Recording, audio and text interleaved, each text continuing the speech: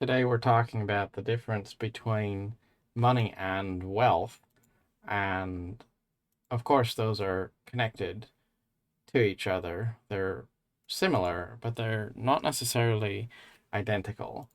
And in my mind, money is something that we use as a tool to execute transactions.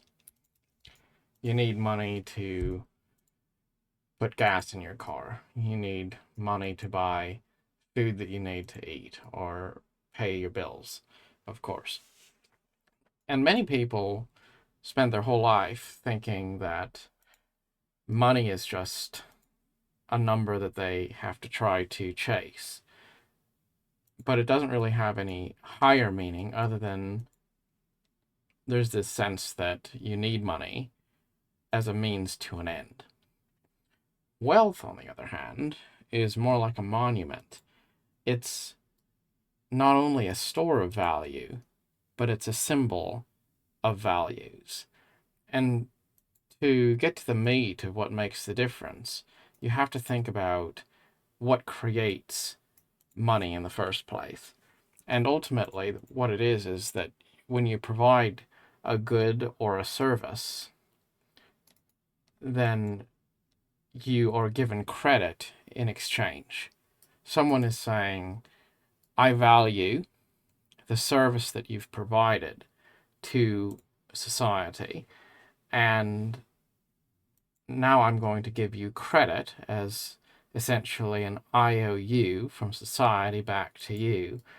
And then you have these credits, if you will, which are proof of your accomplishments and your service. If you have a surplus of credit, then what that means is that you have given more than you've taken. Whereas if you are in debt, then that is evidence that you have taken more from society than you've given. And lots of people think that if you are rich, that's a sign that you're greedy. But the truth is, it's kind of the opposite.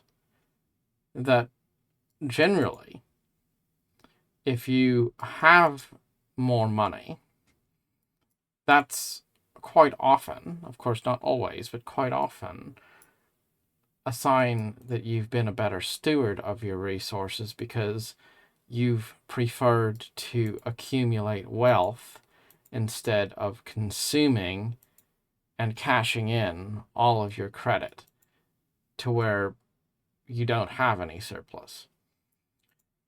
Now, wealth is itself a monument, a reward, a symbol of your highest values. Wealth can take various forms. It can be physical property of all different kinds, or it could be financial capital in the form of some sort of money or investment. But I've come to realize that it's an important mental shift to go from the frame of mind that looks at money as just a means to an end and instead sees wealth as a symbol and a tribute to values in your life. You really should use money as a tool and then build wealth as a hobby instead of thinking that you're just trying to get money because that's what you have to do. And I know a lot of people are going to say, well, you know, that's fine to say if you have a good job and you're making a lot of money anyway, then you can talk about generating wealth.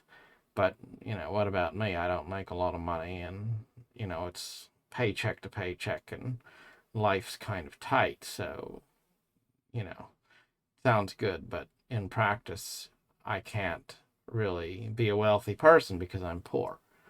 And I get that.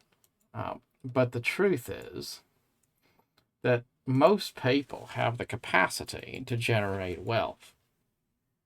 Because if you are comparing your net worth to somebody else, you'll always find other people who have more than you do.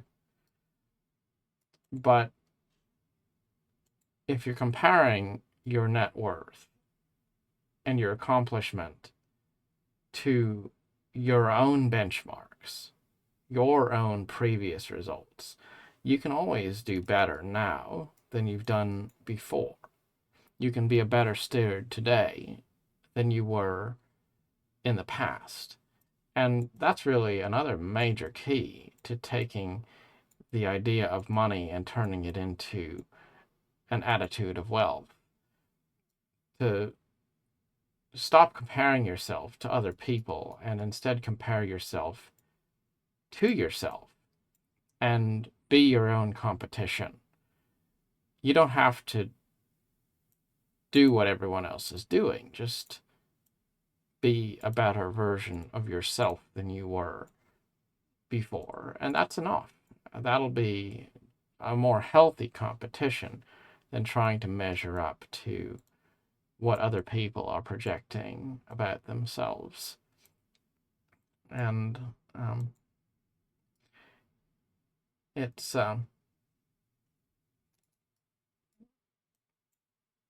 also true that people think they can't save any money and they can't generate any wealth, and that's also not true. Even poor people that I've known, or even in the past that I've been, will spend their money on things that are not necessary and not really helpful in any way. It's easy to find a few spare dollars to go to Starbucks or to buy a snack at break time or something. It's not necessary. It's not really helping. It's not an investment in your health. It's not doing anything. But you're doing it because you want to do it. Well, you give up a little bit of that. It doesn't mean that you're going to be rich, but you could be wealthy in the sense that you have some net worth instead of no net worth. And that's something that ties in with this concept of feeling like if you aren't doing something big, it doesn't matter at all. And a lot of us fall into that trap. We start to think, well, I can't be super rich tomorrow, so why would I care what I do with this $5 I have?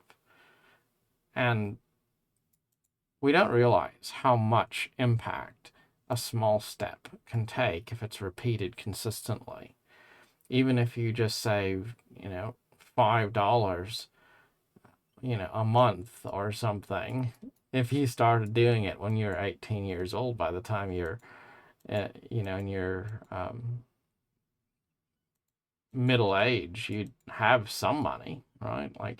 But how many people are there that are in their 40s or 50s even, and they literally don't even have $50 to their name? And that's not everybody, but it's certainly some people, and there's a surprisingly large number of people that live that way.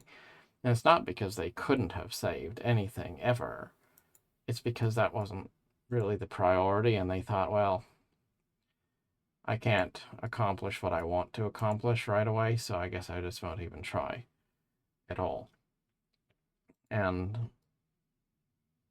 in closing, I think I'd touch again on this concept that wealth and being rich are kind of the same thing, and they're not, because rich might mean financially that you're in the upper echelon of society in terms of how much money you have.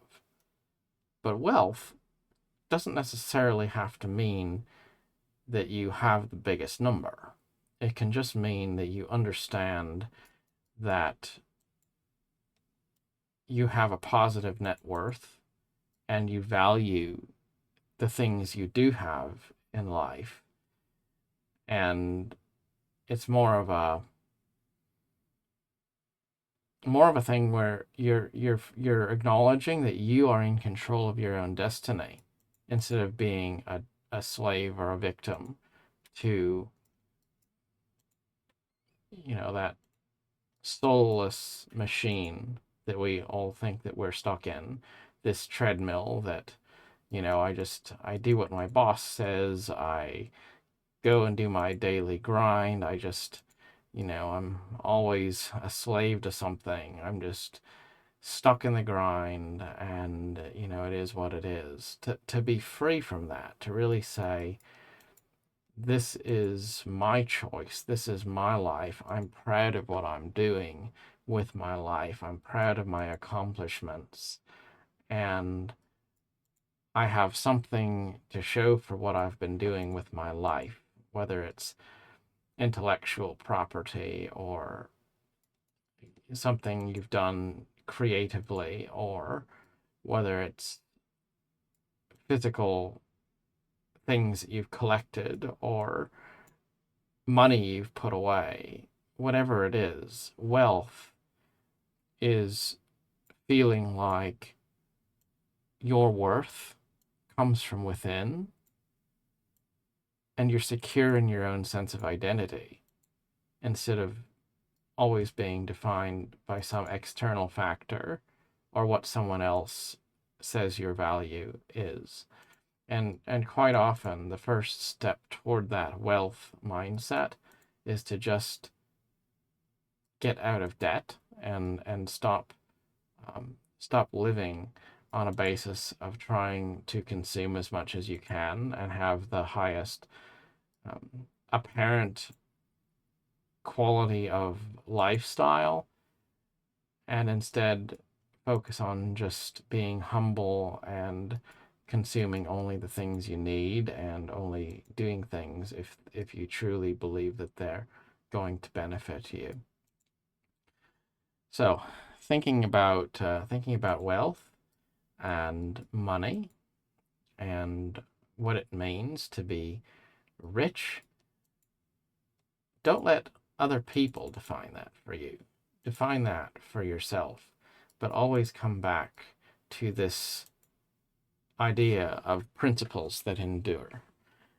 There are some things which are timeless, some things which inspire, some things which make you feel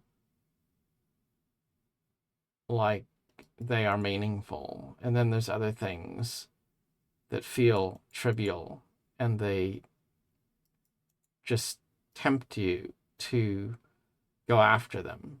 But afterwards, they're empty and they don't really feel like they have any substance to them.